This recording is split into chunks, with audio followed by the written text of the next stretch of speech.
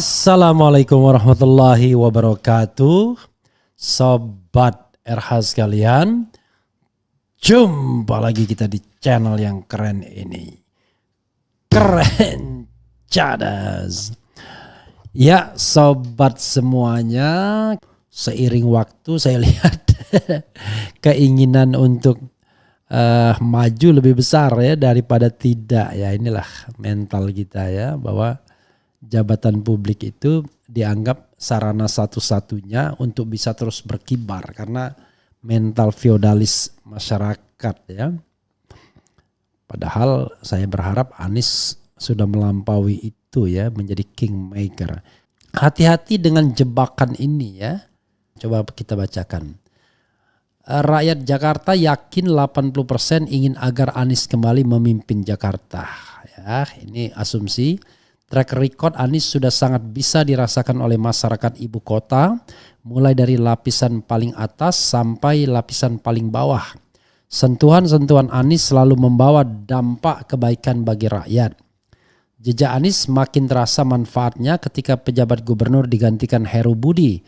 Bukan saja Heru tidak becus bekerja, tapi juga dengan sengaja merusak banyak sekali karya-karya Anies, mulai dari trotoar, sumur resapan sampai program rumah susun yang belum diberikan kepada warga Kampung Bayam. Padahal sobat era sekalian, dulu pengkritik Anies mengatakan kenapa Heru kelihatan baik karena Anies tidak bekerja. Terbukti ternyata Heru yang kemudian bikin rusak Jakarta ya. Di tangan Anies, Jakarta dari kota kumuh telah disulap menjadi salah satu kota terindah di dunia. Barangkali berlebihan ya. Wajar berbagai penghargaan sebagai yang terbaik telah diberikan dari dalam dan luar negeri. Tidak ada gubernur yang sehebat dan sedekat Anies dengan rakyatnya. Kalau kota terindah di dunia perlu kita perdebatkan mas ya, objektif saja. Itu kalau Sudirman Tamrin ukurannya. Tapi kalau pinggiran Jakarta ya masih lah ya, masih kotor, masih bau bau kalinya warnanya hitam, buang sampah sembarangan dan lain sebagainya. Sayang jika rakyat Jakarta akhirnya harus kembali ke masa lalu yang penuh kesemrawutan dan problematika termasuk penggusuran. Persoalannya negeri ini justru tidak ingin ada orang Indonesia pintar, negara maju dan rakyat sejahtera. Para oligarki Taipan dan Cina komunis yang dibantu oleh para pengkhianat dan ketum parpol penjilat selalu menghalangi negeri ini untuk mandiri dan berdaulat. Kekacauan yang terjadi di Pilpres 2024 bisa berimbas pada pelaksanaan Pilgub. Adanya destruktif Jokowi Effect yang telah menghancurkan seluruh tatanan demokrasi dikhawatirkan bakal terjadi di Pilgub. Jika benar terjadi suara rakyat sudah tidak berguna lagi, ya memang sudah tidak berguna kan. Ancaman kekacauan akan terus terjadi sebelum Jokowi disingkirkan. Selama masih ada Jokowi, dinastinya antek-antek Cina, para ketum parpol jongos oligarki Taipan dan para penjilatnya sangat sulit mendapatkan pemilu yang jujur dan adil. Dan itu banyak sekali. Jika saja pemilu jujur dan adil dipastikan Anies menang di atas 80%. Jika pemilu jujur dan adil Anies jadi presiden kan sama saja seperti itu. Tapi apalah artinya angka 80%, 90% jika KPU, Bawaslu dan MK dipimpin oleh manusia-manusia iblis yang takut penguasa bahasanya. Menghalalkan segala cara dan tidak pernah takut dosa. Jika ketua KPU masih dipimpin oleh Hasyim Asyari, ketua Bawaslu masih Ahmad Bagja, dan ketua MK masih Anwar Usman atau Soehartoyo yang bisa dibeli dan takut intimidasi penguasa, jangan harap pemilu bisa jurdil. Jika telah terjadi kecurangan dan paslon dukungan rezim direkayasa dimenangkan, maka para ketum parpol menutup mata terhadap kecurangan yang terjadi dan rame-rame mendulung paslon hasil kecurangan, mendukung mungkin ya. Akhirnya Anies dan paslon pendukung lagi-lagi harus berseberangan jalan.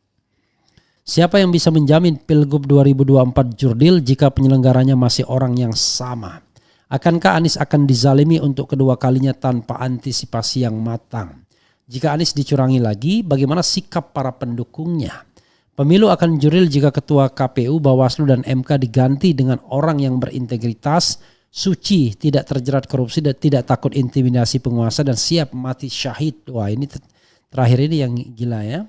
Semoga negeri ini segera ditolong Allah agar kembali menjadi negara yang maju dan bermartabat. Bandung 6 Zulkaidah 1445. Pakai Arab malah ya. Ya, sahabat era sekalian, itu tadi ya, ada beberapa detail yang harus kita garis bawahi.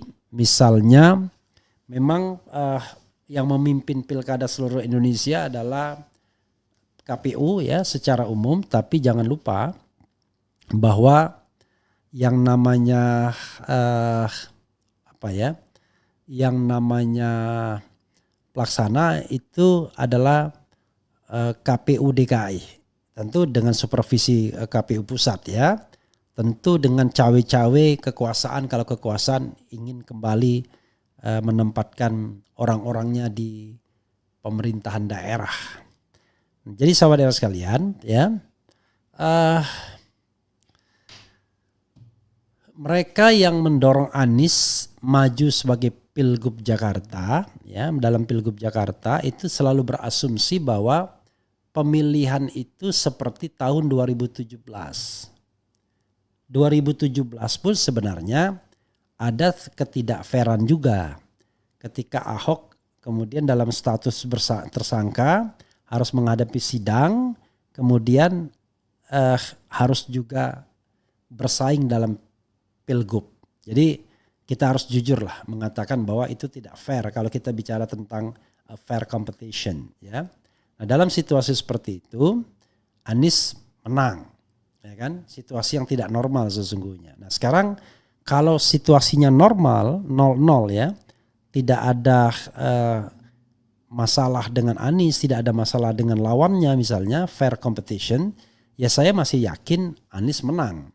Tapi persoalannya adalah sekarang ini penguasa sudah tahu caranya bagaimana dengan menang dengan curang tersebut. Securang-curangnya, segentong-gentongnya, sebabi-babinya.